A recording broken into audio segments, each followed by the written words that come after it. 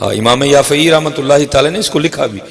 آپ فرماتے ہیں یہ ہارون الرشید کا دور تھا اور کوئی بزرگ تھے تو انہوں نے دوران گفتگو نا ہارون کے لیے بڑے سخت الفاظ بول دیے. تو ظاہر بندے تو بیٹھے ہوتے ہیں نا, بندوں نے جا کر خبر دی ہارون کو, ہارون آج مولوی صاحب نے تقریر تیرے خلاف کی تھی. بادشاہ وقت تھا, کہا اٹھا لاؤ بابا جی کو, اور لا کے نا اس نے بابا جی کو ایک ایسے ڈبے میں بند کروایا کہ جس میں بندہ حرکت بھی نہیں کر سکتا, جس میں بندہ بیٹھ بھی نہیں سکتا, بس کھڑا ہی رہنا ہے. اس کو تھا 1-2 دن بعد ان کا انتقال ہو جائے گا. لیکن جو صبح آ کے اپنے دربار میں بیٹھا نا تو ایک سپاہی نے آ کر اس کو خبر دی, حضرت وہ جن بابا جی کو آپ نے ڈبے میں بند نہیں کروایا تھا وہ تو باہر گھوم رہے ہیں. وہ بڑا حیران ہوا, بھائی وہ کیسے باہر آ گئے؟ پھر دل میں خیال ہے میری سپاہ میں کو اس کا مرید ہوگا, اس نے نکال دیا ہوگا. کہتا جاؤ بابا جی کو لے کے آؤ.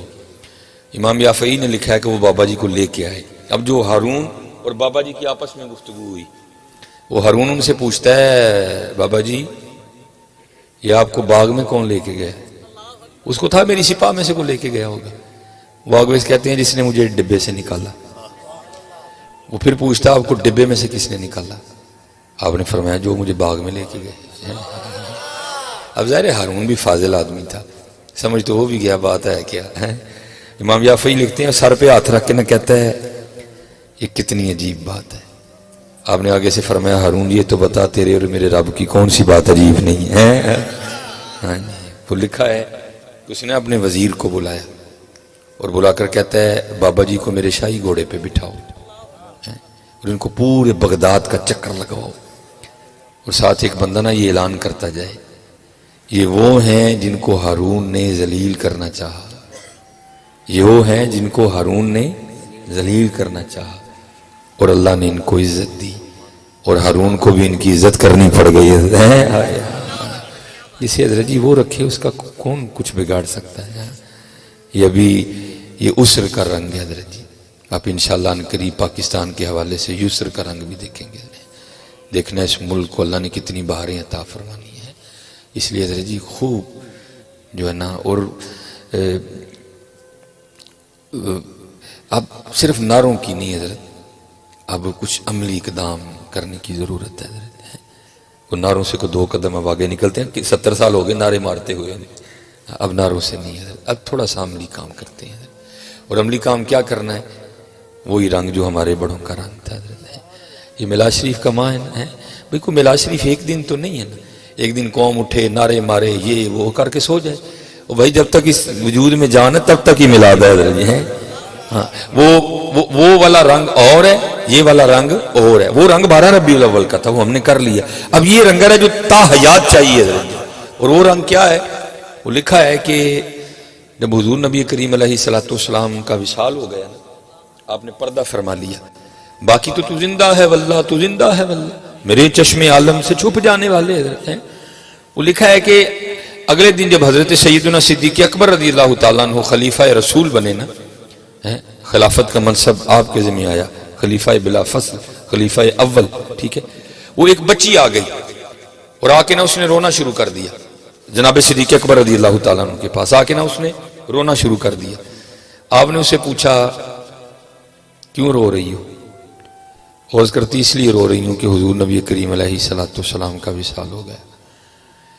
آپ نے فرمایا اگر تیرے رونے کی وجہ یہ ہے کہ حضور نبی علیہ السلام کا وصال ہو گیا تو پھر تجھے کیا بتاؤں اس وقت قلب ابو بکر پہ کیا گزر رہی ہے. قلب ابو بکر پہ کیا گزر رہی ہے. وہ کہتی نہیں ایک وجہ اور بھی ہے. آپ نے فرمایا وہ کیا؟ وہ عرض کرتی ہے اے خلیفہ رسول علیہ السلام, میں یتیم ہوں, میرے والد نہیں ہیں. کچھ عرصہ پہلے میری ماں کا بھی انتقال ہو گیا.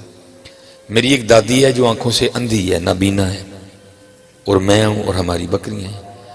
ان بکریوں کے دودھ پہ ہمارا گزر بسر ہوتا ہے. وہ دودھ بکتا ہے اور ہمارا چولہا جلتا ہے گھر میں. رو اس لیے رہی ہوں, دادی نابینا ہے, وہ دودھ نکال نہیں سکتی. میرے ہاتھ چھوٹے چھوٹے ہیں, مجھ سے دودھ نکلے گا نہیں. رو اس لیے رہی ہوں کہ جب تک حضور نبی علیہ السلام ہم نے اپنی حیات ظاہری کے ساتھ موجود تھے نا, اب روز تشریف لایا کرتے تھے اور ہمیں بکریوں کا دودھ نکال کے دیا کرتے تھے. ہمیں روز بکریوں کا دودھ نکال کے دیا کرتے تھے. اب رو اس لیے رہی ہوں کہ حضور نبی علیہ السلام کا تو وصال ہو گیا، اب ہماری بکریوں کا دودھ کون نکالا کرے گا.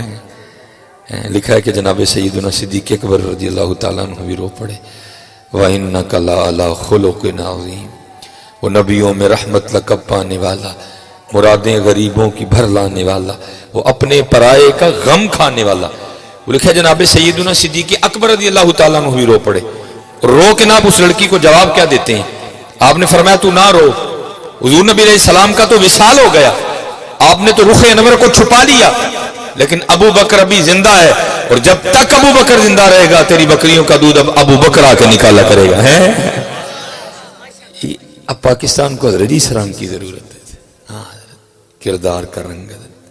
وہ تو اقبال بھی کہتا نا، اقبال بڑا ہر جائی ہے، من باتوں میں موہ لیتا ہے، گفتار کا غازی بن تو گیا، کردار کا غازی بن نہ سکا. اب پاکستان کو حضرت ناروں کی نہیں، اب پاکستان کو کردار کی ضرورت ہے. آؤ حضرت جی خود میں کردار کا رنگ پیدا کرے. اور کردار کا رنگ میں کہتا ہوں حضرت جی انہوں نے صحیح ملا شریف کے مزے لوٹے، ان بزرگوں نے. حضرت باجدید بستامی علیہ الرحمہ حضرت جی، وہ لکھا ہے کہ حضرت ساری رات قیام فرمایا کرتے تھے.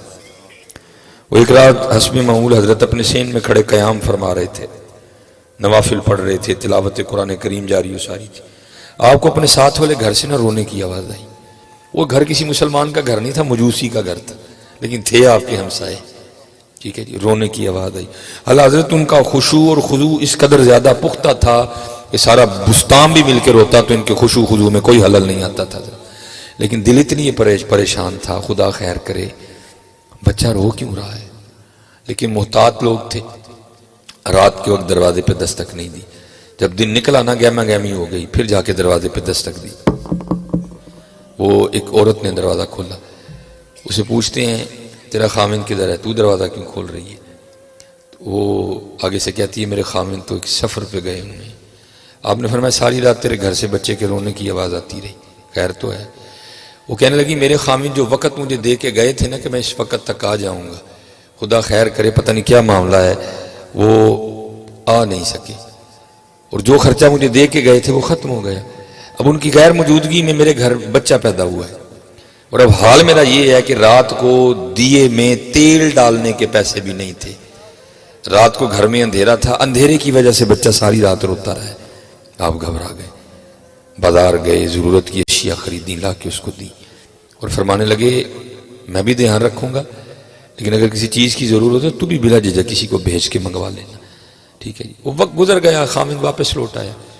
آ کے نہ وہ اس سے پہلا سوال یہی کرتا ہے میں لیٹ ہو گیا، پریشانی تو نہیں ہوئی؟ وہ کہتی بس ایک رات ہوئی پھر نہیں ہوئی. اب وہ پوچھتا ہے ایک رات کیوں ہوئی پھر کیوں نہیں ہوئی؟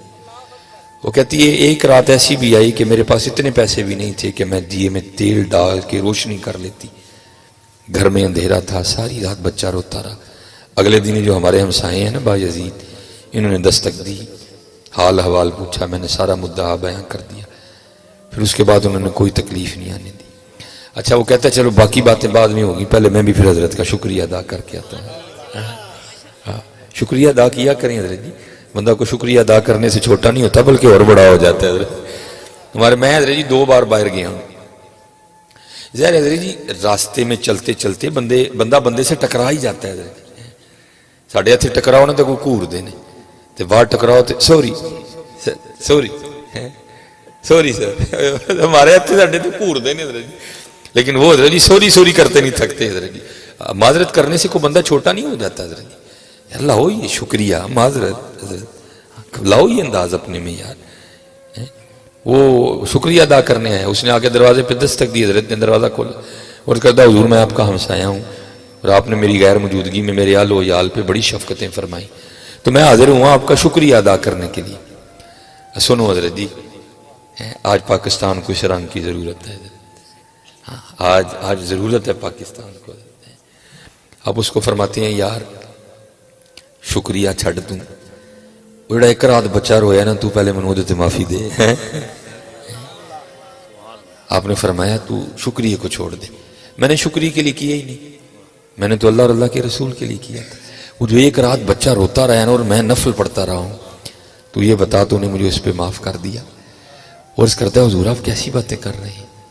آپ نے فرمایا بات ہے یہ، ہم نے جن سے دین سیکھا اور انہوں نے صحابہ سے سیکھا، اور صحابہ کہتے ہیں کہ حضور نبی علیہ السلام ہمسائے کے لیے اتنی تاکید فرمایا کرتے تھے، ہمیں گمان ہو گیا تھا حضور نبی علیہ السلام کہیں ہمسائے کو وراثت میں شریک نہ کر دیں، اور تو میرا ہمسایہ اور ساری رات تیرا چھوٹا سا بچہ روتا رہا اور میں نفل پڑھتا رہا، تو شکریہ کو چھوڑ، پہلے بتا مجھے معاف کر دیا۔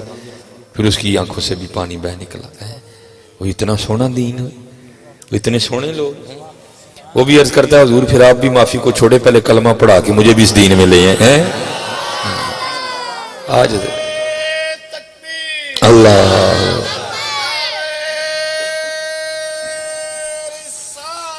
یا رسول اللہ زندہ زندہ۔ آج حضرت جی یہ رنگ نہیں رہے ہیں، ہر بندہ غصے میں، ہر خاصوں کی بات نہیں میں کر رہا، اپنی کیٹیگری، غصے میں لڑنے کو تیار کھڑے ہیں حضرت۔ نہیں حضرت سیرت پڑھو یار، پڑھو ہمارے محبوب علیہ السلام کا انداز مبارک کیسا تھا یار۔ اور دیکھو حضرت جی میں کہتا ہوں حضور نبی علیہ السلام سے دور ہو کے اور جو نقصان ہوئے سو ہوئے، سب سے بڑا یہ نقصان ہوا ہمارے گھر جہنم بن گئے۔ اور تو جو نقصان ہوئے نا سو ہوئے، لیکن سب سے بڑا نقصان یہ ہو کہ ہمارے گھر جہنم بن گئے۔ کوئی حضرت آپ کو ڈھونڈنے سے گھر مل جائے جس میں اب محبتیں ہوں، جیسے سارے تو لڑے بیٹھے ہیں ایک دوسرے، بھرا انہوں نے بلاندا، بہن نے بھرا گلما کھینچ کے کچہری بلا لیا تھا حضرت۔ اور یہ سب کچھ کیوں ہے؟ حضور نبی علیہ السلام سے دوری کی وجہ سے۔ آپ ہر لڑے کو بٹھا لینا، پوچھیں گے تو بات کوئی بھی نہیں نکلے گی۔ اور میں اب جمعے میں اپنے جو سامعین ہیں نا، ظاہر کیمرہ لگا ہوتا ہے، بات دور دور تک جانی، میں کہتا ہوں یار اگر کوئی بظاہر آپس میں کوئی بات ہو جائے، کوئی بھائی سے ہو جائے، کوئی بہن سے ہو جائے نا، تو حضور نبی علیہ السلام کو یاد کرنا نا، آٹومیٹکلی تیرے اندر معافی کا جذبہ پیدا ہو جائے گا۔ وہ کوئی بھائی کیا کسی سے زیادتی کرے گا، کوئی بہن کیا کسی سے کرے گی، جو ہمارے حضور نبی علیہ السلام کے ساتھ ہوا۔ حضور نبی علیہ السلام فرماتے ہیں حضرت آدم علیہ السلام سے لے کر حضرت سیدنا عیسیٰ روح اللہ علیہ السلام تک جتنے انبیاء آئے، جتنا ان کو ستایا گیا، جتنی ان کو اذیتیں دی گئیں، جتنی ان کو تکلیفیں دی گئیں لوگوں کی طرف سے، آپ فرماتے ہیں سارے انبیاء کی اذیتیں تکلیفیں ایک پلڑے میں رکھ لو، اور جو اذیتیں جو تکلیفیں لوگوں کی طرف سے تمہارے نبی محمد علیہ السلام کو دی گئی اس کو ایک پلڑے میں رکھ لو، حضور نبی علیہ السلام فرماتے ہیں میرا پلڑا بھاری ہوگا۔ اتنا حضرت ستایا گیا، تھوڑا ستایا گیا کہ حضور نبی علیہ السلام مکہ چھوڑ کے ہجرت فرما گئے۔ اور حضرت جی کبھی کسی عالم سے کی بات، میرے پاس وقت نہیں ہے بیٹھ کے پوچھنا کہ حضرت ہمیں وہ الفاظ سناؤ جو حضور نبی علیہ السلام نے مکہ چھوڑتے ہوئے بیت اللہ کو دیکھ کر اپنی زبان مبارک سے ادا فرمائے تھے، لیکن کیا ہوا؟ چھوڑ دیا حضرت۔ پھر یہ نہیں کہ باتیں وہاں رک گئیں، پیچھے آئے مدینہ طیبہ، بدر لڑی گئی، احد لڑی گئی۔ احد میں حضور نبی علیہ السلام کے 70 صحابہ نے جام شہادت نوش کیا، جن میں سب سے سر فہرست حضرت سیدنا امیر حمزہ رضی اللہ تعالیٰ نے۔ حضرت سیدنا امیر حمزہ رضی اللہ تعالیٰ نے کو صرف شہید کرنے پہ اکتفا نہیں کیا گیا، حضرت مسلح کیا گیا، ناک کاٹ لیا، کان کاٹ لیے ہیں۔ بعد میں صحابیہ بن گئی حضرت سیدہ ہندہ رضی اللہ تعالیٰ عنہ، ٹھیک ہے جی۔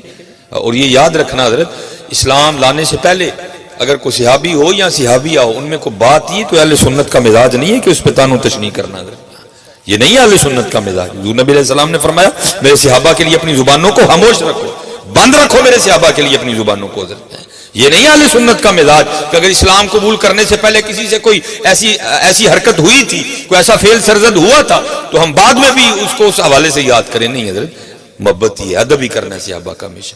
تو حضرت ہندہ رضی اللہ تعالیٰ نے قسم کھائی تھی کہ میں حمزہ کا کلیجہ چباؤں، کرنے پہ اکتفا نہیں کیا گیا، آپ کا شکم مبارک چاک کیا گیا، کلیجہ نکالا، چبایا بھی، چبایا نہیں گیا، کیا آ گئی حضرت، کیا نہیں ہوا حضرت۔ اور پھر ایک وہ بھی وقت آیا جب حضور نبی علیہ السلام فاتح ہو کے مکہ واپس تشریف لائے، کئی ہزار جانثار ساتھ تھے حضرت، کافروں کی ٹانگیں کانپ رہی تھی، آج پتہ نہیں محمد ہمارے ساتھ کیا سلوک کریں گے حضرت۔ لیکن حضور نبی علیہ السلام نے کیا فرمایا؟ آپ نے فرمایا نہ گھبراؤ، آج میں تمہارے ساتھ وہی کروں گا جو حضرت یوسف نے اپنے بھائیوں کے ساتھ کیا تھا۔ لا تثریب علیکم اليوم، کوئی پوچھ نہیں، کھلی معافی ہے سارے۔ بلکہ حضرت سیدنا واشی رضی اللہ تعالیٰ نے حضرت امیر حمزہ کو شہید کیا تھا، وہ بھی حاضر خدمت ہوئے، حضور میرے لیے بھی معافی ہے، فرمایا تیرے لیے بھی معافی ہے، بس اتنا کام کرنا جب بھی آئے تو سامنے نہ بیٹھنا، میرے پیچھے بیٹھا کر، تجھے دیکھ کے مجھے اپنے چچا یاد آتے ہیں۔ یہاں پھر اعظم چشتی نے بڑا کمال فکرہ لکھا تھا حضرت، آپ فرماتے ہم نے اعداء کے مظالم کا گلہ چھوڑ دیا، سارے گلے لے کے بیٹھے تھے حضرت، سارے چھوٹی چھوٹی باتوں کے ہم گلے لے کے بیٹھے ہیں اور اپنے گھروں کو ہم نے جہنم بنا دیا۔ آپ فرماتے ہم نے اعداء کے مظالم کا گلہ چھوڑ دیا، دیکھ کے تجھ پہ جو اپنوں کے ستم یاد آئے ہیں۔ آؤ یار محبتیں بانٹیں، آؤ معاف کرنا سیکھیں یار۔